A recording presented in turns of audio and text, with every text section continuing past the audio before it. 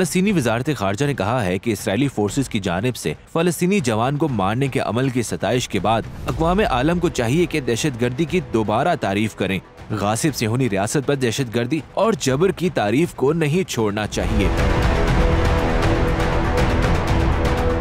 वाज़ेह रहे कि गुज़िश्ता रोज एक फलस्तीनी जवान को इसराइली फोर्सेस ने पहले जख्मी किया और फिर इसको गोली मार दी। इसराइली फोर्सेस ने नौजवान तक न सिर्फ तिब्बी इमदाद नहीं पहुंचने दी बल्कि वहां मौजूद 40 अफराद को भी जख्मी कर दिया। इस अमल की नफ्ताली बेनेट समेत तमाम हुकाम ने तारीफ की, जबकि आलमी कम्युनिटी इसराइली दहशतगर्दी पर न सिर्फ कोई गिरफ्त नहीं करती बल्कि खामोशी इख्तियार करती है।